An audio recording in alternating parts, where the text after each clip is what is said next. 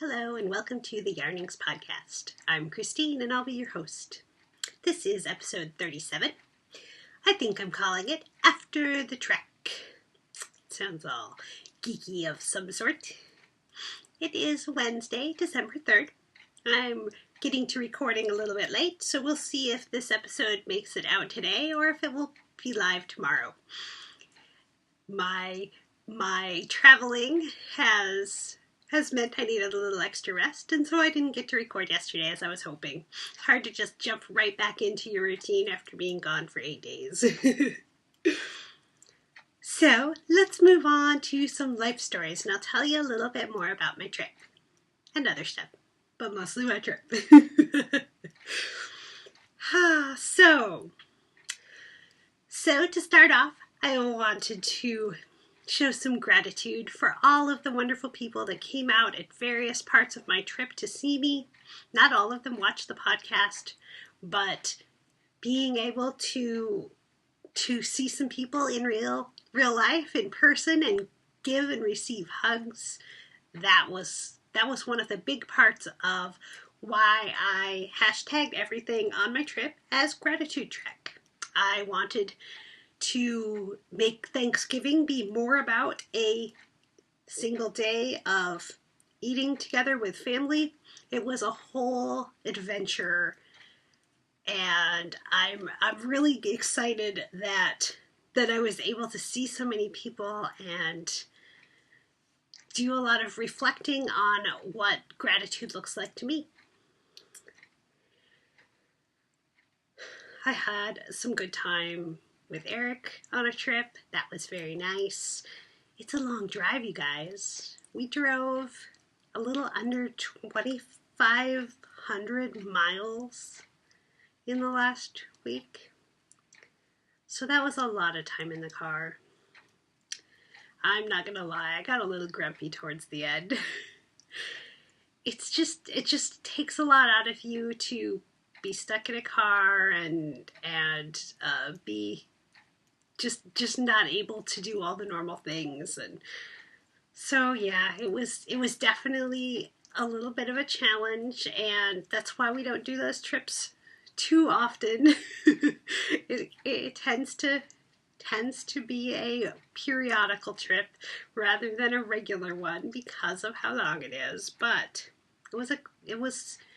we had some nice scenery and some pretty weather, and that was cool. We did have some sad portions of the trip. My husband's aunt went into a coma and passed away while we were there.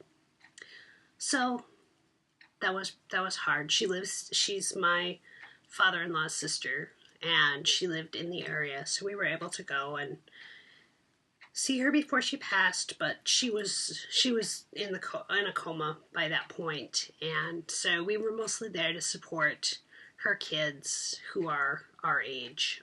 She has twins that are our age, and so it was nice to be there and to be able to be supportive to the kids and to my in-laws, and my brother-in-law was there for quite a bit of time as well. So that was a bit of a challenge. So of course that changed things a little bit for the trip. But yeah, I'm glad I was able to be there and lend my support. There's not much more you can do in those kind of scenarios. I was glad for my knitting to keep my hands busy.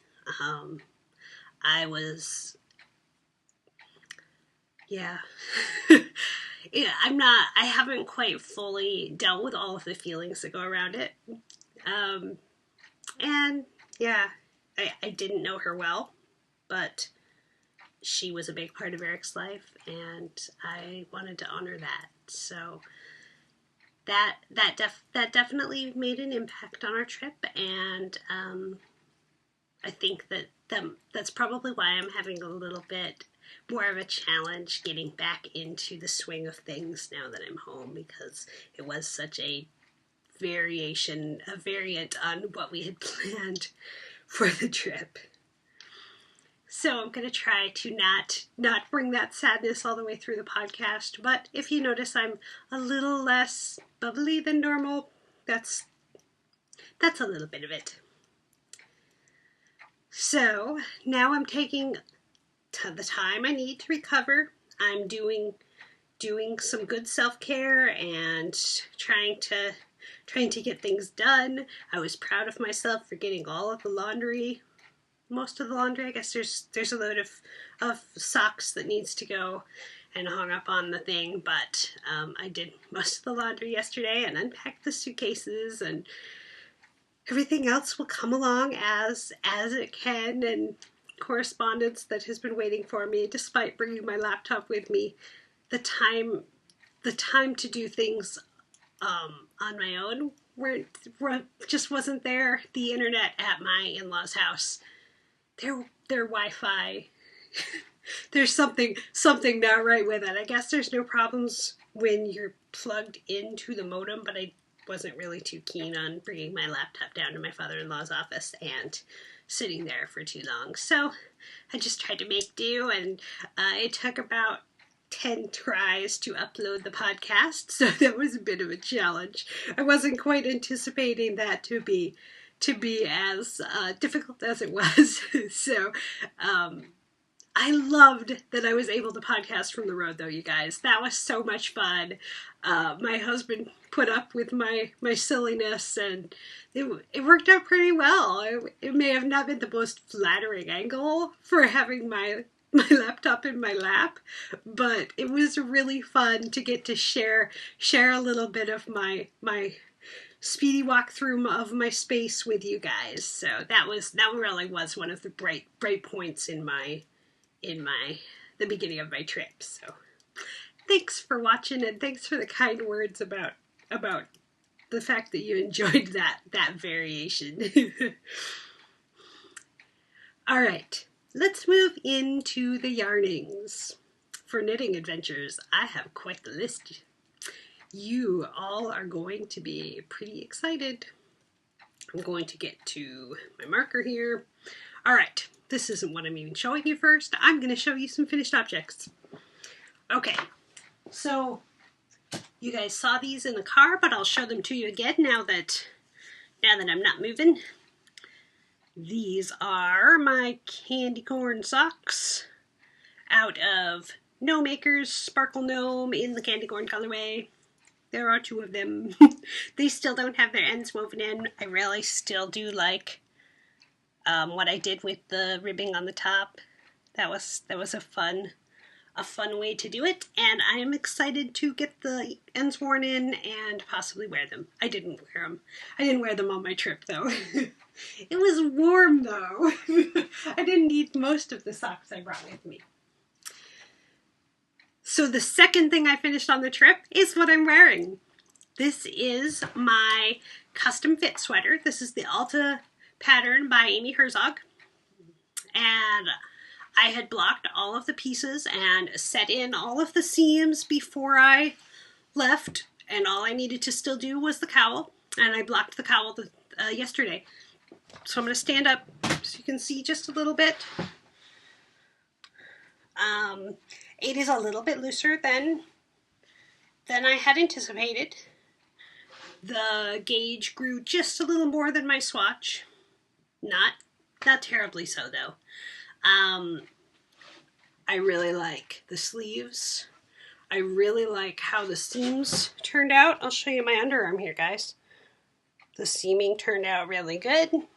The cables I am in love with.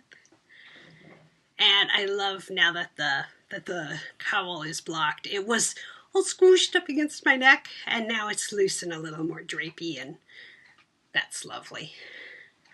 So, my first attempt at using the custom fit system was certainly a success, and I'm already looking forward to figuring out what my next sweater I will do using those tools. There we go. I'm not quite sure how I want to adjust this yet. Maybe that. So yes, I want to knit another sweater using Custom Fit, and I'm excited to figure out which one.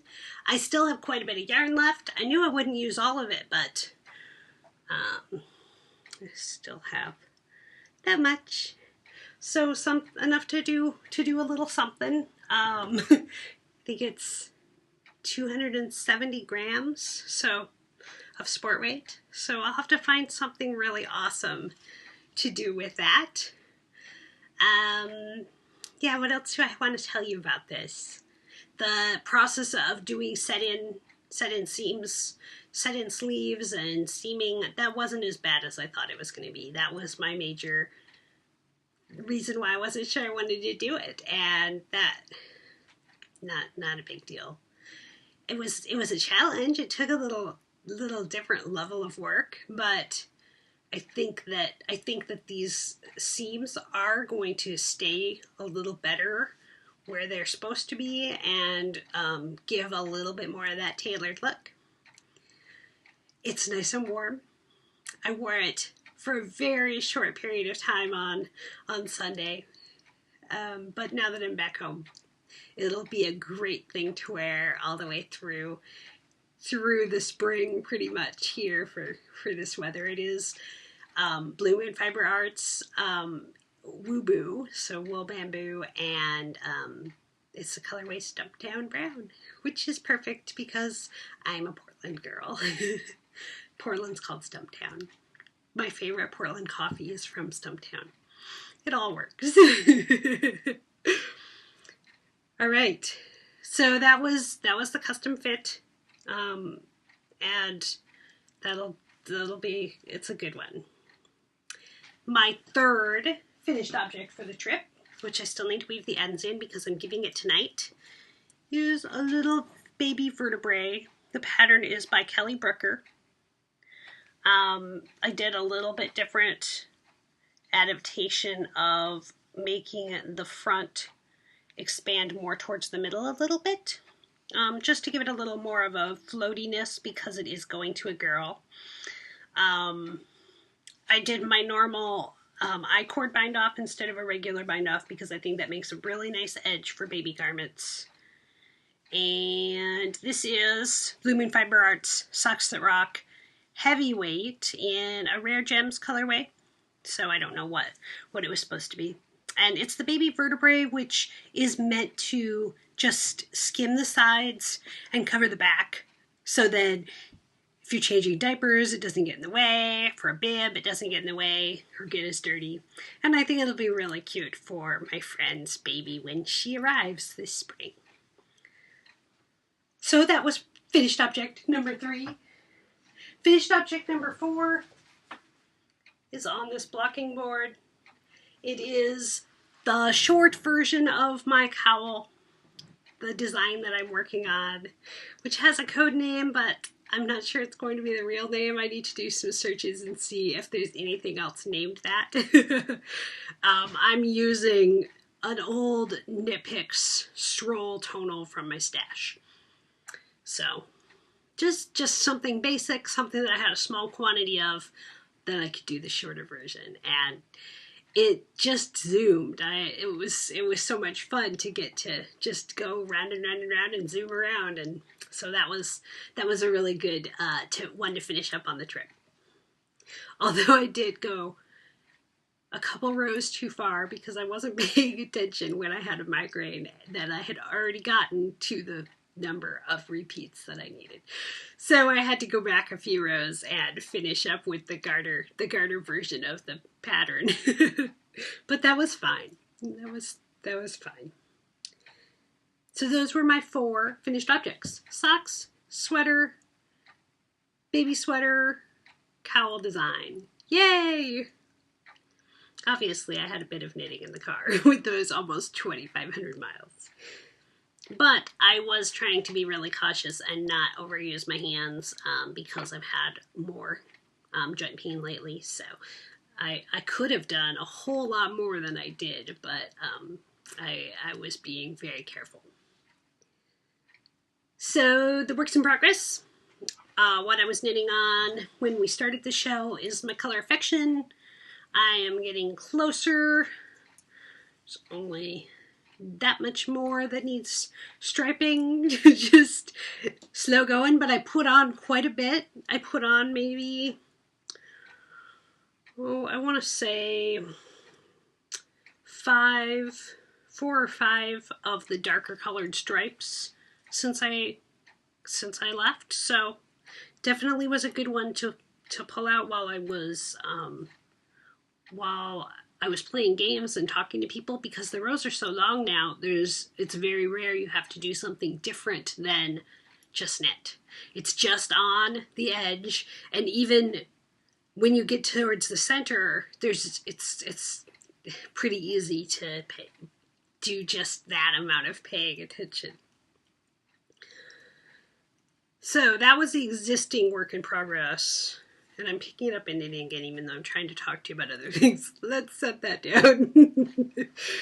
So that was the only existing WIP that I didn't finish. That's pretty amazing. So I have 1, 2, 3 new works in progress.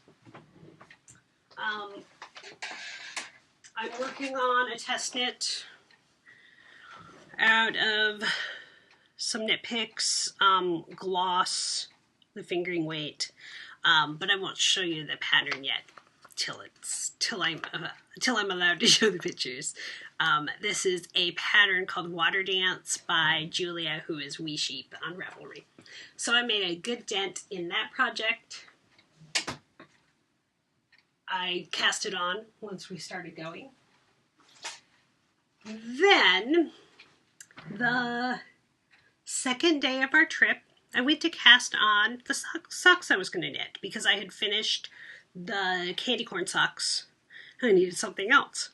So I cast on wee little toes, and I just was unhappy with how it was feeling. Not anything bad about this yarn, it's just not what I like for my socks. It's a little bit slicker than having the woolly feeling, and so I think it might work for socks if I knit it at a tighter gauge, but I only brought my size 1s with me, not my 0s. So I took the little toes off. I'm not sure why I saved them. I just haven't wound them back up yet. And I picked up something new. So I went to Pearlescence. Oops. There's a box. One of my bins is sticking out behind me. That's why I can't go back any farther. Let's fix that. So I went to Pearlescence, which is the knitting store in Sunnyvale, yarn store in Sunnyvale, California. If you listen to the Knitmore Girls, they often talk about Pearlescence. And so I got an opportunity to meet up with them. And while I was there, I saw this amazing colorway of Manos Alegria, which the tag is in another bag. It's here somewhere. And it was beautiful. And when one of the girls at the store noticed what I was looking at, she said, "Oh, we have more." And so she brought out this other color that was even more awesome. So this, I had them winded in the store for me on Laura, the Joy of Cooking Fairy's suggestion, so that I could cast on right then. I was just going to wind it by hand, but they have the Swift, and that was awesome. So I cast on socks. And I decided I wanted to reinforce the bottom of my foot, because that's where I wear it out. So I'm doing what's basically an Eye of Partridge heel on the bottom of it. Just the slipping, so it makes a more dense fabric. I'm only a few rows in there, so but I had knit probably another 3 inches above this, and I realized I tried them on. I'd been knitting while I was out and about, so I finally sat down, tried them on, and realized that I had really started the heel reinforcing way too late. It needed to be a good inch lower to really make effect. So I ripped back. I stuck my needles in and then tinked. No, I ripped because it was too much that I didn't want to tink. And then this morning I got to looking at the design feature. I started on the front and I was just still not so keen on it. And so I went back again. And now I have, I also had a problem where I had more stitches on one sock than the other. So that needed to be fixed as well. Which sometimes that's a hazard of knitting two at a time, but you know, I really don't consider this lost knitting time because I was doing it during other things. The only thing that I'm a little sad about is it made the yarn a little fluffier, and I'm not sure if it's going to have that fuzzy look. So I ripped it out. This is from the inside. I wrapped the other one around the edge of the ball. So I had some really nice neon ramen for a bit. And I'm starting a new little design feature. And as I get further, I'll show you. It's very wee at the moment. So I'm calling these my Neon-tastic socks. That was exactly what I thought when I saw the skein, was it's Neon-tastic. So exciting. Those will be fun ones to work on. And then the final thing that I cast on our trip was what you guys have been hearing me talk about for a bit. This is my Daybreak.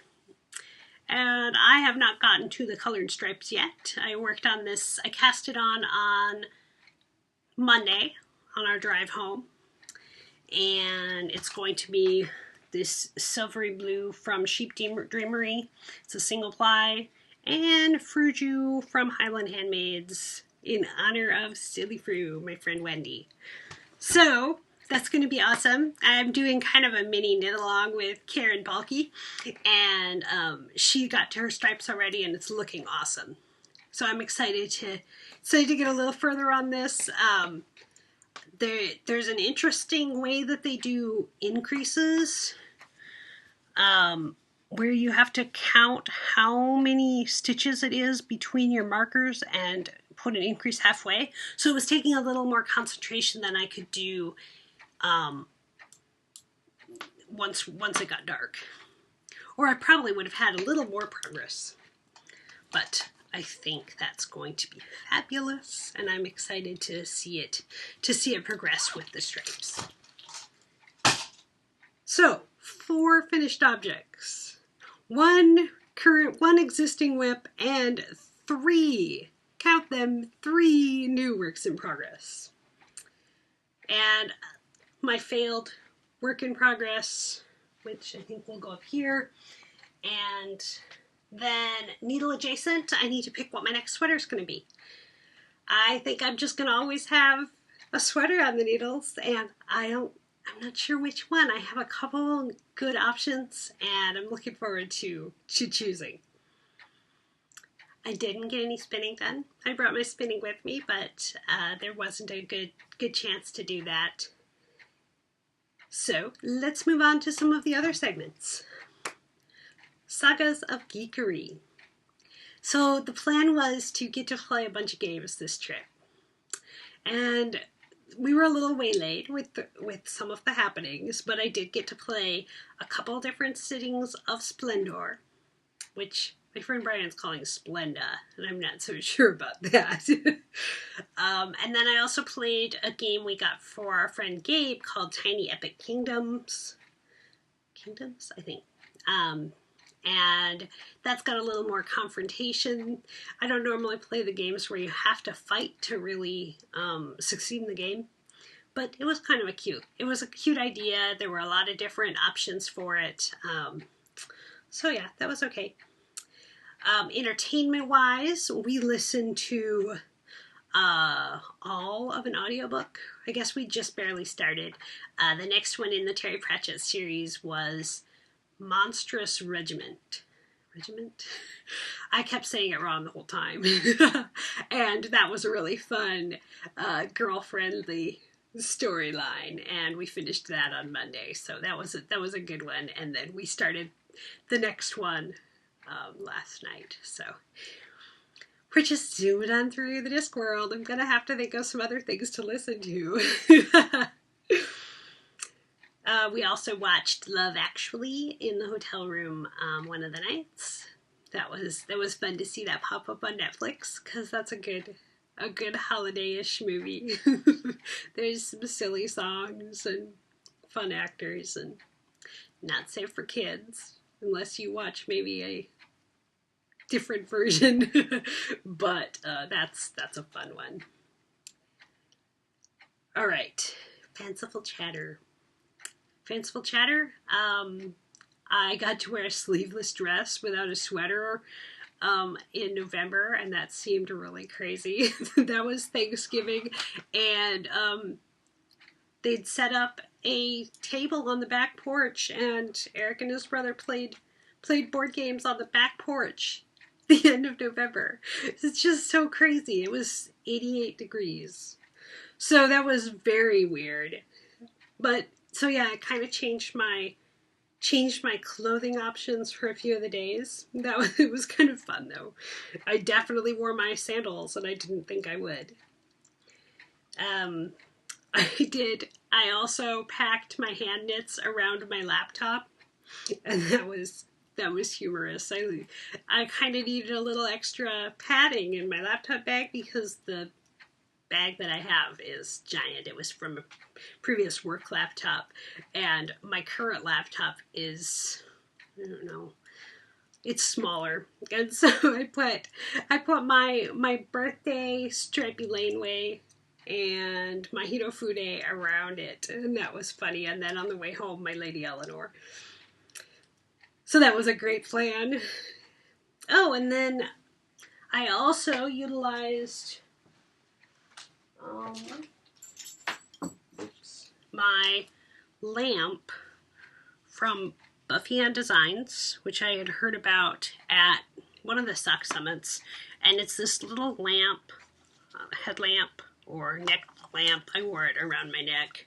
It's got nylon webbing like you'd use for a dog collar, and so this is going to be really attractive. So I had it around my neck, pointed it at my knitting once it got dark. It's actually pretty bright. It does a pretty good job at shining right on your stuff without pointing at the driver of the car. I do have to be careful though, because when I turn it on and off, it does a flashing mode. You don't want to do that in the car without paying attention and trying to cover it. So that was awfully handy. It didn't work for anything too specific, but I was able to knit on my socks, and that was nice. So I would highly recommend, if you're going to go on a road trip, especially this time of the year when there's so much less daylight, get some sort of a lamp that you can use to knit while you're in the car. I can knit in the dark, but I didn't really have projects that I wasn't able to pay attention at all. Like when I was working on my socket hat, I can go around and around and around that and no problem, but everything else I was working on had a little more design features, and so I couldn't just zoom around as easily as I wanted to. I'm sure that contributed to my sock having more stitches on one side than the other. So that would be the fanciful chatter. I do want to talk about some happy things. What is this segment called?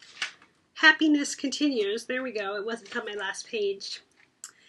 I am working hard on recognizing the joy in my life. And so as I posted things on Instagram, I hashtagged them Gratitude Trek and tried to add what I was grateful for about that moment. And I didn't do it every time, but it certainly had me thinking a little bit harder about what the blessing in the moment was. And so I'm going to continue on kind of with that theme and talk about the gifts that I'm seeing for Christmas. Not about things I'm going to give, but the gifts in my life. So like on Monday, first day of December, I took a picture of holly berries, and I'm not always a traditional red and green, it has to be Christmassy, but holly berries and holly are so natural and perfect. And so that was a gift for me, that I got to see the natural beauty of Christmas that isn't as commercialized as normal red and green that we see every day. So just looking for those moments in my December, that's going to be part of my happiness, part of continuing on the gratitude trek into hashtag Christmas gifts. And I think I'm doing this instead of 100 happy days. I don't know that I will completely stop 100 happy days, but I think that this is right in line with the mindset that I want to have during the holidays. Holidays are tough. Holidays can be happy. Recognizing those great moments is an important thing for me. So that's where I'm going with that. And on that note, I hope that you're finding some happiness as you're starting out your December, that things are coming up and looking great for you, and that your knitting is bringing you joy as well. Oops, I'm dropping things again. So you can follow me around the internet. I am Christine with a K on Ravelry. I am KDLB, just the letters, on Instagram, my primary social media, and on Twitter and Pinterest. You can see the show notes, although last week's never got filled in. We'll see about this week's. I'll at least link my Ravelry pages. So you can see the show notes on yarningspodcast.com, all squished together. There is a Facebook fan page and our wonderful Ravelry group. I would love to have you come and introduce yourself in the threads. So, until next time, that's the story. Bye!